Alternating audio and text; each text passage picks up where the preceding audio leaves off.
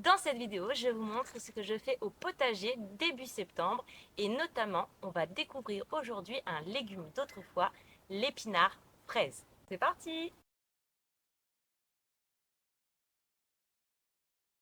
Hello à tous, on est dimanche et comme chaque dimanche, on se retrouve ensemble pour jardiner. J'espère que vous avez passé une bonne semaine et que la rentrée s'est bien passée. Aujourd'hui, dans notre point récolte, on va voir si les panais sont prêts à être récoltés et grosso modo, on va récolter tout ce qui est mûr. Ensuite, on verra ce qui peut être planté ou on bouturera de la lavande, de la passiflore, du laurier rose, du thym et du romarin. Puis on fera un point semis et je vous présenterai un légume d'autrefois, l'épinard fraise. Et pour finir, on verra notre point entretien et notamment avec le butage des poireaux. Allez, un dimanche bien rempli, c'est parti. Allez, on commence la vidéo par faire les récoltes puisqu'au fur et à mesure de la saison, les plants vont commencer à faner pour entrer dans la phase automne. Donc ça va libérer de la place puisqu'on va les retirer au fur et à mesure et on va pouvoir combler ces trous par de nouveaux semis. Alors, normalement, le panais devrait être bon à récolter car il a été semé en partie en mars. Donc on va pouvoir récolter. Une fois qu'on l'aura récolté, il servira à faire des poches et à mettre au congèle pour faire de la soupe pour cet hiver. Alors pour récolter le panais, rien de plus simple. On tire en fait sur les feuilles, sur la grosse tige. On y va doucement. Alors moi ici j'ai une terre qui n'est pas meuble. Donc généralement j'arrose un tout petit peu avant de déterrer des légumes racines et j'utilise aussi la fourche bêche. Donc faites attention à ne pas casser la racine du panais. Le panais est originaire d'Europe, il est de couleur blanc crème. Il peut avoir différentes formes, soit il est en forme de toupie, soit il est en forme de cône. Le panais a une forte odeur et un goût sucré. En termes de goût, on est entre le navet et la carotte. Le panais contient en moyenne 73% d'eau et l'énergie qu'il délivre provient essentiellement des glucides, qui sont le saccharose et l'amidon principalement. Cette quantité moyenne de glucides, à savoir 16,6 g pour 100 g de panais, est largement supérieure à la moyenne des autres légumes. Les sucres, donc les glucides, contenus dans le panais et plus largement dans les fruits et dans les légumes, sont de bons sucres. Ils ne vous feront pas grossir. Donc, pas de panique, vous pouvez en manger sans souci. Le panais est source de fibres, c'est l'un des légumes qui fournit le plus de fibres. Il contribue à aider au maintien et à la perte de poids, car les fibres absorbent les excès de graisse et de sucre. Il contribue aussi à une bonne digestion. Le panais est source de potassium. Pour 100 g, vous avez comblé 25% de vos besoins journaliers en potassium, pour un adulte bien portant. C'est d'ailleurs le troisième légume qui contient le plus de potassium. Donc pour toutes les personnes qui doivent faire attention à la quantité de potassium qu'elles consomment, attention à ce type de légumes. Il apporte aussi une quantité notable en cuivre, en chlorure et en phosphore. Il est riche en vitamine B9, ce qu'on appelle les folates. Ils sont méga importants par exemple pendant la grossesse et ils contribuent notamment à la fabrication des protéines nécessaires à la structure de notre squelette, à la formation du sang et à nous maintenir en bonne santé mentale. Et sans oublier au bon fonctionnement de notre système immunitaire. Donc les folates contribuent à réduire la fatigue. Vous avez compris, c'est une vitamine, la vitamine B9, qui est indispensable à notre corps et le panais comble 40% des besoins journaliers en vitamine B9. Donc aucune raison de s'en priver. Il est aussi source de vitamine E en comblant 15% de vos besoins. Cette vitamine protège le corps contre le stress oxydatif, c'est-à-dire le vieillissement prématuré de nos cellules qui peut nous amener à force à avoir des maladies, des cancers ou se sentir extrêmement fatigué. C'est un puissant antioxydant et si on en manque, on peut avoir des problèmes de coordination des mouvements et de manière générale des problèmes avec le système nerveux. En gros, des problèmes avec le cerveau. On a aussi des vitamines B dans le panais qui sont également bien représentées puisqu'ils renferment 10% des besoins en vitamines. On a aussi de la vitamine C. Alors attention, on a de la vitamine C quand le panais est cru. Dès que vous allez le transformer, dès que vous allez le cuire, la vitamine C va, on va dire, se réduire en fait, puisque c'est une vitamine qui est thermosensible. Donc elle meurt avec, comment dire, la chaleur. Donc le panais, c'est vraiment, vraiment un légume qui va nous permettre de passer un hiver en pleine santé. Ensuite, on va récolter la betterave arc-en-ciel. Il nous reste la variété blanche. Donc en gros, la betterave arc-en-ciel, c'est un légume qui apporte beaucoup d'énergie, comme pour le panais. Elle est délicieuse crue, fine, en lamelles, râpée. Vous pouvez aussi également la cuire. Et elle est riche en fibres, d'accord? Donc ça prévient le surpoids, ça vous aide à maintenir votre poids idéal. Donc elle contient aussi du fer, de la vitamine B9, de la vitamine C. Donc elle est vraiment, cette betterave, importante et essentielle dans notre consommation. On va récolter les betteraves de la même manière, on va juste tirer, elles ressortent de terre quand elles sont prêtes à être récoltées, on prend les fans et on va les mettre au compost. On va faire le tour de tous les bacs et récolter tous les légumes et les fruits qui sont prêts. Donc là, on peut récolter de la framboise, du melon, le panais, la betterave, toutes les herbes aromatiques, etc., etc. Et donc, on se fait plaisir. D'ailleurs, le melon, j'en ai récolté dans la semaine. Il était juste incroyable. Donc, les melons de Cavaillon ou je sais pas quoi, ils peuvent aller se rhabiller. J'ai réussi à faire du melon en Seine-et-Marne, un melon extrêmement sucré. Donc, c'est génial. Donc, je pense que l'année prochaine, j'en mettrai beaucoup plus. Et je pense que je les planterai en fait le long du potager, là où j'ai mis des bâches, normalement pour arrêter les mauvaises herbes. Bon, ça n'a pas bien fonctionné, donc voilà. On verra l'année prochaine, mais je vais planter beaucoup plus de melons. En ce qui concerne les salades, bon, elles végètent. J'arrive difficilement à les maintenir pour pas qu'elles montent en graines, donc je récupère feuille par feuille. Mais ouais, la salade, il fait beaucoup trop chaud pour qu'elle puisse s'épanouir correctement. Donc on va continuer d'en ressemer et on verra bien à un moment donné, l'automne va finir par arriver. Passons maintenant à notre point plantation. Alors, qu'est-ce qu'on peut planter au mois de septembre? Alors, au mois de septembre, on peut commencer par planter des fraisiers. Comme ça, ils auront bien tout l'automne pour s'enraciner, pour développer les racines afin de faire des fleurs et donc des fruits la saison prochaine. Donc là, en ce moment, c'est vrai qu'il fait quand même assez chaud. Et donc, pour tout ce qui est plantation, parce que vous pouvez planter des fleurs, vous pouvez planter plein de choses, mais là, la chaleur va demander beaucoup, beaucoup d'arrosage. Donc, je préfère en fait économiser un petit peu l'eau et décaler un petit peu les plantations. Pour revenir sur les fraises, vous savez, vous avez les stolons de fraises. Donc, ce sont des petites racines qui vont se faire sur le bout d'une tige et la fraise permet en fait de se développer comme ça et voilà. Donc là, on récupère le stolon, moi je les enterre et une fois qu'il est bien développé, du coup, je viens et je coupe en fait le stolon de son fraisier mère. On peut aussi planter des choux pour cet hiver, on peut planter des bulbes à floraison automnale, on peut planter des primes verts et repiquer des poireaux aussi pour cet hiver. Donc attention, pour moi il fait beaucoup trop chaud, j'ai déjà beaucoup de choses à arroser. Donc je préfère encore un peu décaler en fait mes plantations et notamment la plantation des poireaux pour cet hiver. Donc comme là, j'ai pas à planter tout ça, je vais en profiter pour faire des boutures. Alors, qu'est-ce que c'est que les boutures?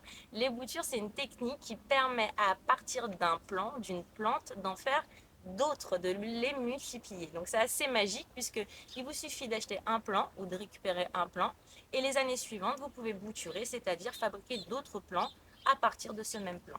Donc, ça vous fait des plants gratos. Donc, ça, c'est plutôt cool. Donc, par exemple, je vais prendre des tiges de lavande. Alors, faut pas prendre des tiges de lavande en fait avec une fleur au bout, mais plutôt une tige, une nouvelle tige qui va faire à peu près 15-20 cm. Vous allez retirer en fait toutes les feuilles du bas et vous n'allez garder que les feuilles du haut. Et vous allez pouvoir le replanter dans la terre. Et il faut bien garder vraiment humide le substrat, donc la terre. On peut faire ça avec le thym, le romarin, le laurier. C'est plus ou moins la même technique. Il y a une des fleurs que j'adore particulièrement, c'est la fleur de passiflore. Elle est magnifique et comme je n'arrive pas en fait à trouver une solution pour cacher le mur en parpaing qui est derrière vous, je me dis que le passiflore ça serait top puisque c'est une plante grimpante. Donc elle va pouvoir recouvrir. Donc on va pouvoir faire des boutures de passiflore. Donc pour faire une bouture de lavande, on va récolter des petites branches, des tiges de lavande. Donc les tiges qui ont poussé cette année. On va venir en fait retirer toutes les feuilles du bas.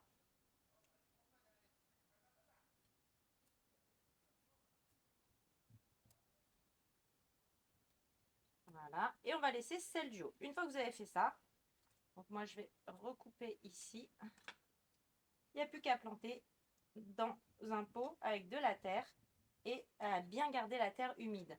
Pour le romarin, même principe, on va récolter une tige, donc les nouvelles tiges. On va retirer tout ce qui est en bas. Hop. Et on va venir le planter.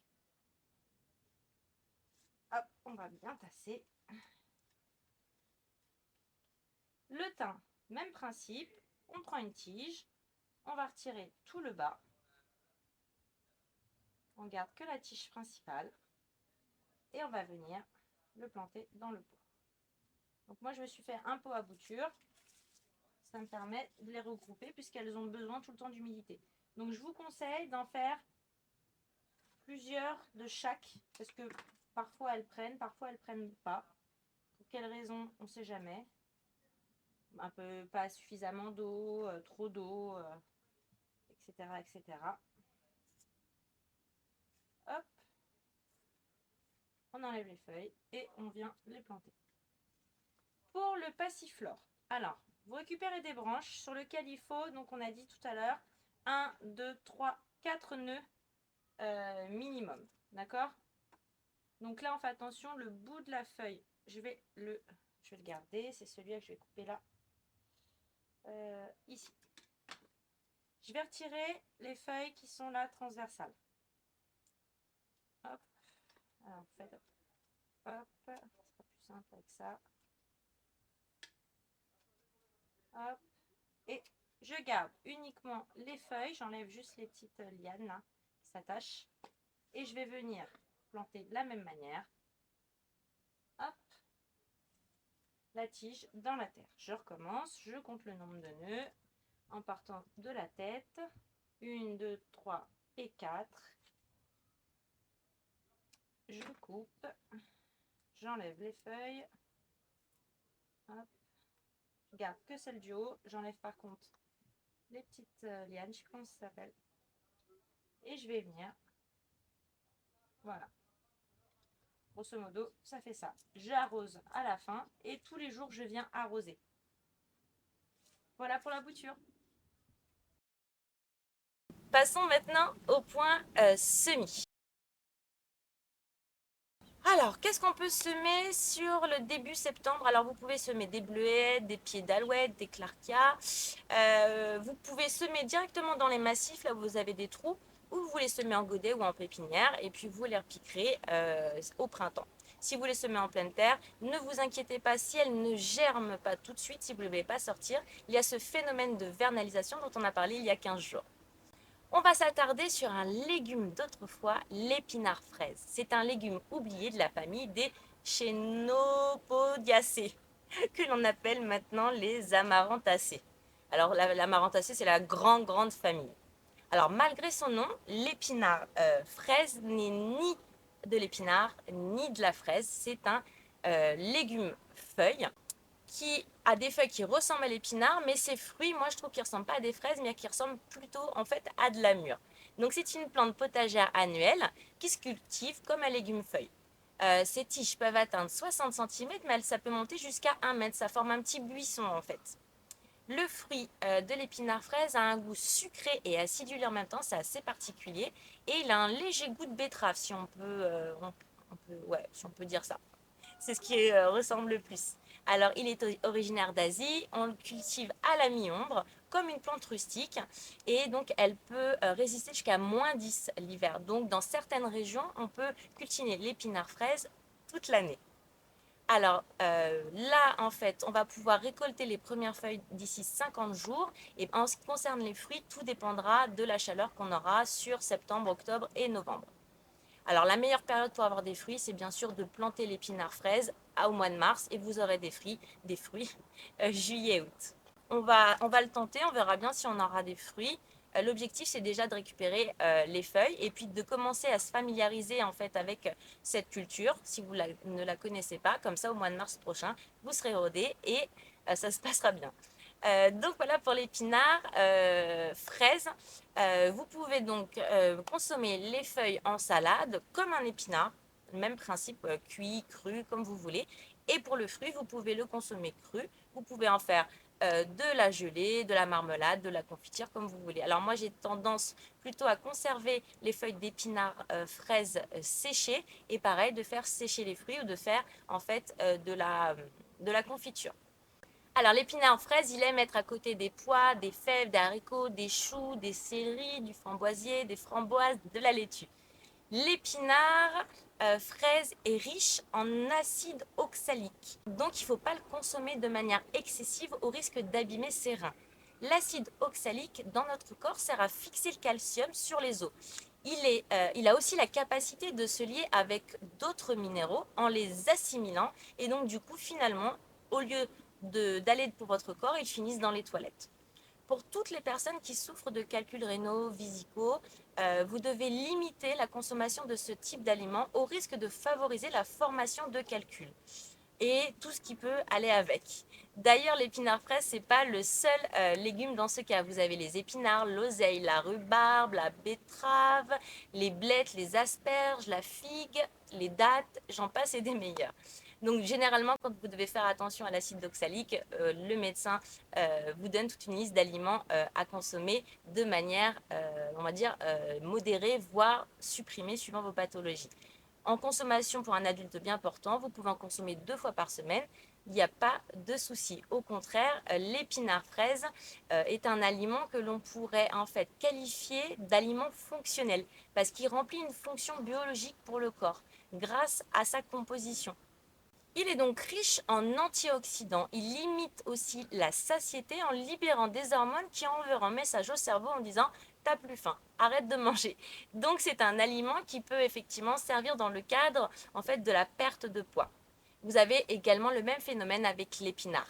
Alors certains composés vont aider aussi à limiter les inflammations dans le cas des maladies chroniques. Il est également source de fibres, donc c'est parfait pour absorber les excès de sucre et de gras et favoriser un bon transit. Il est riche en iode, en manganèse et il est source de potassium, de calcium et de fer. On va retrouver aussi une très grande quantité de vitamine K1. Donc attention à ceux qui ont des problèmes de coagulation sanguine et qui font des caillots de sang. C'est un aliment qui peut être prescrit d'ailleurs aux personnes qui ont un sang beaucoup trop fluide et qui ont des risques d'hémorragie. Donc attention si vous avez une alimentation anti-vitamine K1. Il est riche aussi en vitamine A, en vitamine B9 et source de vitamine B6. Il peut être utile en cas de constipation, pendant les règles et pendant les crises d'inflammation des maladies chroniques, pendant la grossesse et dans le cadre de la perte de poids. Vous pouvez faire sécher les feuilles, les fruits et vous servir en décoction en tisane. Dites-moi vous en commentaire si vous connaissiez ce légume et quelle utilisation vous en faites. Passons maintenant au point entretien. On va rentrer tout doucement dans l'automne. Là, les plantes, elles vont commencer à pas mourir, mais à se dessécher. Elles vont rentrer on va dire, phase d'hibernation. Donc les feuilles vont commencer à tomber parce que la plante, en fait, elle veut préserver son énergie et son eau pour pouvoir passer l'hiver en vie. Donc elle va se débarrasser de ses feuilles et va recentrer sa fève en fait dans les racines, dans la terre. On va continuer de tailler tous les arbustes, les fleurs fanées, etc. Tout ce qui va être mort, on va commencer à récupérer les feuilles mortes qui vont nous servir de compost et pour amender la terre cet hiver. On va continuer de couper les fleurs fanées, ce qui va permettre encore une floraison. On a un bel été indien et on va avoir un beau début d'automne, je pense. Donc voilà, on va continuer de désherber, de griffer la terre, enfin tout ce qu'on a l'habitude de faire et que je vous répète encore et encore chaque semaine. En plus là, on a des bacs qui vont avoir des trous, on va libérer de la place parce qu'on va retirer des plants. Donc dans ces cas-là, je vais en profiter pour mettre du fumier de vache ou de cheval ou un mélange des deux avec un bon paillage, histoire de mettre la terre au repos parce qu'elle a bien servi. Elle a eu du mal cette année, la saison a été compliquée, donc on va lui redonner un petit coup de boost. Avec ces fortes chaleurs, on n'oublie pas pour les semis-pleine terre, s'il fait vraiment trop chaud, de couvrir avec une cagette. Parce que là, les fortes chaleurs, on a encore eu des 38 nous hier. Bon, là, en plein soleil, c'est vraiment trop chaud et la graine ne va pas germer parce qu'elle a besoin d'une température idéale. Et là, au-delà de 30, c'est beaucoup trop. On va aussi s'occuper des poireaux. Donc là, les poireaux ont une taille suffisante pour pouvoir être justement taillés. On va venir tailler en fait la partie verte pour pouvoir faire grandir en fait le poireau. Et on va aussi rajouter de la terre autour du fût parce que tout ce qui va être enterré va se transformer en fût blanc. Tout ce qui est à l'extérieur de la terre est vert puisque la plante va capter avec les rayons du soleil et fabriquer de la chlorophylle. Tout ce qui est dans la terre restera blanc et la partie blanche du poireau, c'est la partie en fait la plus digestible. Donc, on favorise justement sur les poireaux les fûts blancs. En parlant de compost, de fumier, donc pour le compost, clairement cette année, mon bac à compost n'a pas suffi. J'ai pas eu assez de compost pour faire toute la saison. Donc il va falloir que cet automne, je fabrique un nouveau bac à compost pour pouvoir avoir plus de compost maison. Il va aussi falloir que je m'occupe de commander en fait du terreau, du fumier pour justement régénérer les bacs pendant cet automne pour qu'ils soient prêts pour la saison d'après. Donc cette année, je ne vais pas prendre du terreau de chez Leroy Merlin. Désolé Leroy, mais moi ma terre elle est très argileuse et votre terreau il est plein d'argile et ça a rendu ma terre encore plus compacte. Donc là, je vais bien me renseigner, je vais chercher. J'ai un ami youtubeur qui a une chaîne aussi et qui lui recommande une certaine marque. Donc, je vais aller voir et je vais tester. Voilà, donc je vais préparer, commencer à réfléchir, à préparer en fait, on va dire ce dont je vais avoir besoin pour cet automne, qui va me servir d'une part à récolter les légumes d'automne et les légumes après par la suite d'hiver, mais qui va aussi me servir surtout de période de transition pour pouvoir régénérer les sols et faire en sorte que la saison printemps prochaine, on démarre à pleine balle. Je vais également, je pense, commander du sable parce que là, vraiment, je me rends compte qu'il y a certaines parties du terrain qui est vraiment mais dur comme de la pierre. Donc, il va falloir que je travaille le sol différemment. Et puis, mes carottes, mes légumes racines, je vais améliorer la texture de mes bacs en intégrant un peu de sable. Alors, le sable, c'est que des minéraux. Donc, si je rajoute pas du fumier et du compost en même temps, en fait, je vais avoir une terre qui va être vide en nutriments. Donc voilà, donc si on rajoute du sable pour améliorer la texture de son sol, on n'oublie pas de rajouter du fumier, du compost pour pouvoir faire en sorte que cette terre soit vivante. Voilà en gros ce qu'on peut faire début septembre au potager. Je vous mettrai en publication la liste des tâches. Donc j'espère que cette vidéo vous aura plu, que les termes un peu scientifiques n'étaient pas trop barbants. N'hésitez pas, si vous avez des questions, n'hésitez pas si vous voulez que j'aborde d'autres sujets ou d'autres légumes ou d'autres fruits. Je suis à votre service. Donc voilà, je vous laisse liker, je vous laisse vous abonner si ce n'est pas encore fait. Je vous retrouve dans les commentaires. Je vous dis à très vite. Et surtout, n'oubliez pas, faites de votre alimentation votre première médecine. Ciao, ciao!